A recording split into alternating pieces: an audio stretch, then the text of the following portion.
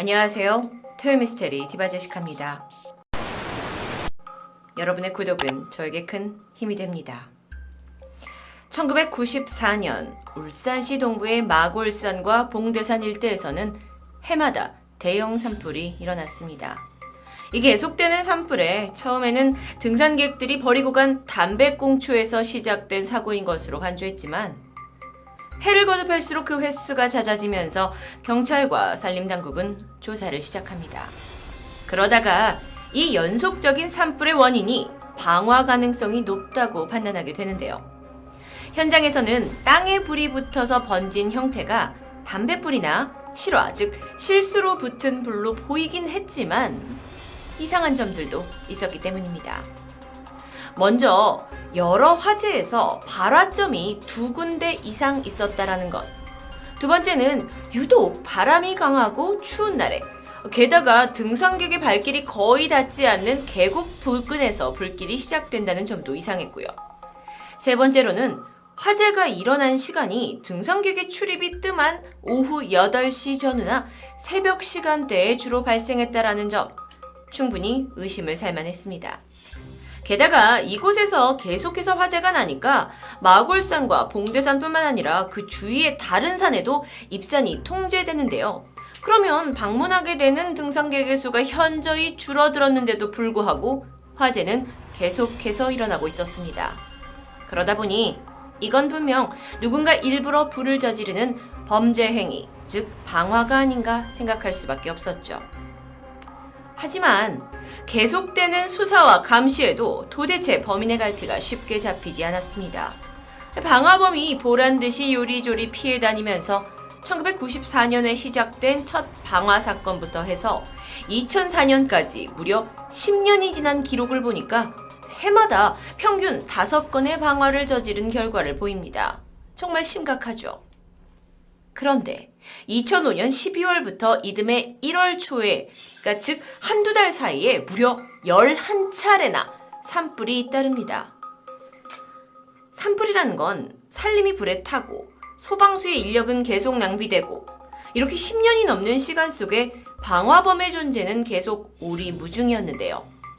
어느새 사람들은 이 방화범에게 별명까지 붙여주게 됩니다. 마치 꼬리에 불이 붙은 다람쥐가 불을 옮기고 다니는 것 같다며 그를 봉대산 불다람쥐라고 부르기 시작합니다. 여러분, 결코 그를 위대하게 봐서 붙여준 이름이 아님을 우리는 기억해야 합니다. 이렇다 보니까 울산시에서는 겨울만 되면 불과의 전쟁을 선포하면서 온갖 수단과 방법을 동원해 산불 예방 그리고 방화범 잡기에 집중하게 되는데요. 먼저 인근 산 근처에 입산을 통제했고요. 약 1억 6,300만 원을 들여서 11대의 감시 카메라를 곳곳에 설치하고 24시간 감시 태세를 갖췄습니다. 뿐만 아닙니다. 공무원과 지역 주민들로 이루어진 의용소방대, 자율방범대, 500명이나 되는 사람들이 조를 이루어서 곳곳에 숨어있고 순찰까지 합니다. 혹여 산불이 발생했을 경우 15분 안에 방화범이 도망갈 수 있는 이 도주로를 다 봉쇄해버리는 검거 훈련까지 하게 되는데요. 이런 작전은 범인이, 그러니까 숨어있는 매복 지역이나 순찰 경로를 파악할 수 없게 정말 훈련에 투입되기 직전까지 모든 걸 비밀리에 붙였을 정도였습니다. 투입된 사람들은 지도에 무전기에 손전등까지 무장을 하고 수시로 본부에 상황을 보고하는 훈련으로 이건 뭐 거의 군사작전을 방불케 했죠.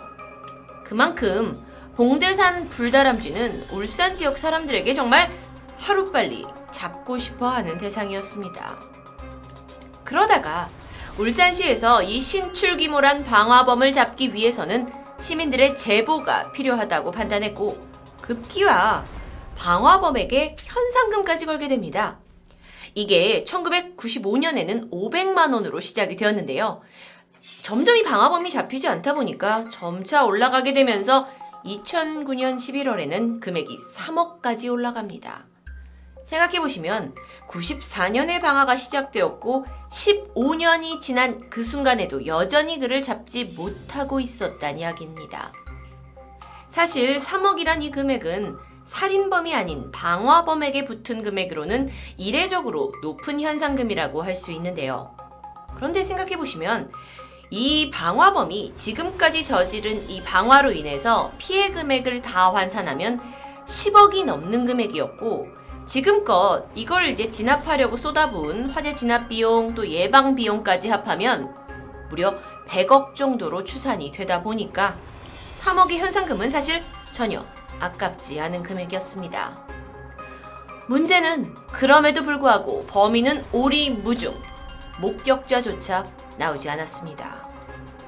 그러던 2010년 4월 드디어 방화 용의자를 목격했다는 제보가 들어옵니다. 쓰레기 줍기 봉사활동을 하던 환경단체 회원들이 작업을 하던 도중 산속에서 웬 중년 남성과 마주쳤는데 이상하게도 그가 이들을 보고는 허겁지겁 도망을 갔던 겁니다. 그런데 이때 남성이 떨어뜨리고 간 비닐봉지가 있었는데 환경단체 사람들이 그걸 주워서 열어보니까 연탄에 불을 붙일 때 쓰는 착화탄 2개, 라이터 2개, 그리고 휴지 뭉치가 들어있었는데요. 이들은 이 수상한 증거품을 들고 경찰서에 가져가긴 했지만 안타깝게도 안의 내용물을 확인하느라 여러 명의 손이 타는 바람에 결정적인 증거인 지문이 훼손됩니다. 그래서 당시에 범인을 특정할 수가 없었죠. 그런데 여기서 아주 핵심적인 증언을 듣게 됩니다. 산속에서 마주쳤던 그 중년 남성이 서둘러서 자리를 피하긴 했지만 그 당시 입고 있던 옷을 누군가가 기억해낸 것이었죠. 게다가 특이한 점이 이 점퍼에 H중공업이라는 로고가 박혀 있던 것입니다. 여러분, 보통 이런 의상은 회사에 소속되어서 현장에서 일하시는 분들이 많이 입고 있는 의상으로 우리가 알고 있습니다. 그래서 경찰이 이 H중공업이라는 해당 사업장을 상대로 수사에 나서게 되는데 방화범으로 특정을 지을 만한 용의자를 찾지 못했고 결국 별다른 성과 없이 조사는 마무리됩니다. 그 후 1년 가까이 산불은 일어나지 않았습니다. 방화범이 긴장했던 것일까요? 경찰도 이쯤이면 범인이 지레 겁을 먹고 사라졌다고 생각했을 무렵 2011년 3월 마골산에서 또 산불이 발생합니다. 경찰은 범인이 불을 지르고 도망갔을 만한 이 행적을 추적하다가 인근 아파트 CCTV에 한 수상한 남성을 발견하게 되는데요. 영상 속 그는 산속으로 들어갔고 3분 뒤에 바로 나오게 되는데 이후 산에서 불길이 치솟았던 겁니다. 시기적으로 뭔가 수상했죠. 경찰은 이 CCTV를 토대로 인근 10개의 아파트 단지의 엘리베이터 입구와 내부에 부착된 모든 CCTV를 샅샅이 뒤졌고요. 그 수상한 남성을 찾아다니게 됩니다. 그리고 드디어 1994년부터 2011년까지 무려 17년간 방화를 저지르고 울산 지역 시민들과 공무원들을 해마다 괴롭혔던 봉대산 불다람쥐의 정체가 밝혀졌습니다. 놀랍게도 그는 H중공업을 다니는 50대 남성 A씨였는데요. 그는 1985년 H중공업에 입사를 해서 26년을 계속 근무했던 정말 평범한 직장인입니다. 게다가 알아보니까 내부에서도 원만한 대인관계를 유지했고 직무 능력도 너무 성실해서 나이에 비해 진급도 빨랐던 사람이에요. 겉으로는 의심할 만한 게 전혀 없던 사람이라는 이야기였는데 체포 당시만 하더라도 무려 억대 연봉을 받고 있었던 게 확인되었고 부하 직원만 30여 명을 거느린 현장의 중간 관리자로 퇴근 후에는 가족들과 많은 시간을 보내던 두 자녀를 둔 가장이었습니다. 그러다 보니까 17년간이나 동네에 불을 질렀다라는 이야기를 들은 그의 동료들은 정말 하나같이 믿을 수 없다라고 표현을 했는데요. 사실 가장 큰 충격을 받은 것은 그의 아내였습니다. 한 집에 살면서 퇴근 후에 외출도 자주 하지 않았던 남편이 여보, 나 잠깐 나갔다 올게 하면서 바람을 쐬러 집 문을 나서던 게 17년간 범행길이었다라는 것은 아내로선 상상도 하지 못했던 일입니다. 그런데 그는 도대체 왜 불을 질렀던 걸까요? 사실 겉으로 봤을 때 부족할 것이 하나도 없어 보이는 A씨였지만 금전 문제 때문에 가족과 자주 다툼이 있었다고 전해집니다. 처음 그가 불을 질렀던 그날도 가족과 다투고는 이 답답한 마음에 뒷산에 올라갔는데 한참 바람을 쐬다가 우연히 담배꽁초에 낙엽이 타는 것을 보고 장남 삼아서 라이터로 불을 지피게 된 겁니다. 그런데 그 점점 타오르는 불길을 보면서 A씨는 마음속 깊은 곳에서 뭔가 스트레스가 풀리고 이 마음이 후련해지는 것을 느꼈다고 해요. 그 뒤로는 가정과 회사에서 스트레스를 받을 때마다 산에 올라갔고 방화를 저지르고 나면 마음이 한결 편해지는 것에 중독되어 버립니다. 게다가 이 자신이 저지른 불을 끄려고 헬기가 출동을 하고 막 주위가 분주해진다라는 것을 지켜보면 뭔가 이상한 승리감이라고 할까요? 이런 알 수 없는 감정이 올라왔고 그는 그 감정에 점점 사로잡혀서 불을 지르는 것을 끊지 못하게 됩니다.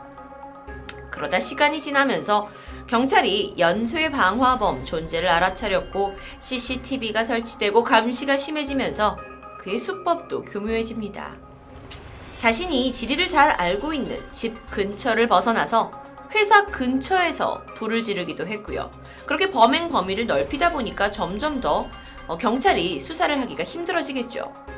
그리고 방화를 하는 방법에 있어서도 두루마리 화장지를 이렇게 새끼처럼 꼬아서 도화선 모양으로 만든 뒤에다 거기다 불을 붙여가지고 하면 이제 불이 타는 그 시간이 있다 보니까 자신의 도주 시간을 벌게 된다는 것도 알게 됩니다.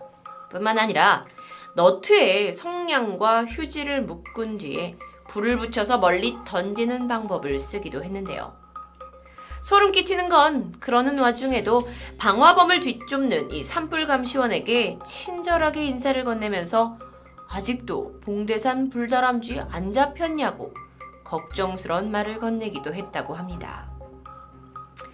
오랫동안 그를 쫓던 경찰은요, 이 CCTV 증거 영상 그리고 A씨의 회사 개인 사물함과 또 집에서 발견한 이 성냥에 묶인 새끼줄 형태의 화장지 뭉치 사진에서 확인하실 수 있죠. 그리고 대형 성냥갑 등등을 증거로 제시하면서 그를 체포하게 됩니다. 범인 A씨는 결국 1994년 처음 방화를 저지른 이래 2011년 3월까지 약 90여 차례 방화를 했다라는 사실을 자백하게 됩니다. 방화범, 어찌 보면 살인범보다 여러분이 가볍게 생각하실 수도 있겠지만 그가 17년 동안 불태운 피해 면적은 모두 81.9헥타르, 그러니까 상암 축구 경기장의 80여 개에 달하는 면적이었고요. 직접적인 피해액은 18억에 달했습니다. 뿐만 아니라 그동안 화재 진압과 예방을 위해 썼던 금액까지 합하면 약 200억 원이 넘는다고 하는데요.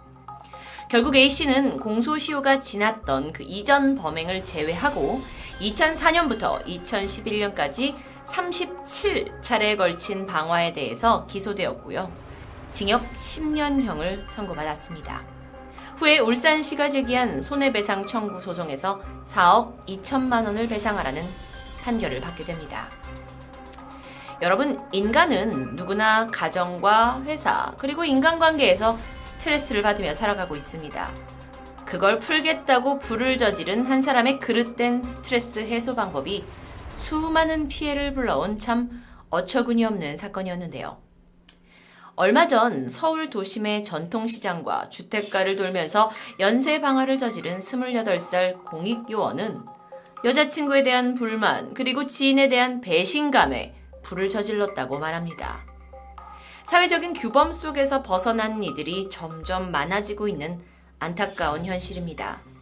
이들에게 단순히 형량을 늘린다고 해서 비정상적인 사고를 제자리로 돌릴 수 있는지, 그렇지 않은 문제인지는 생각해 봐야 할 것 같은데요.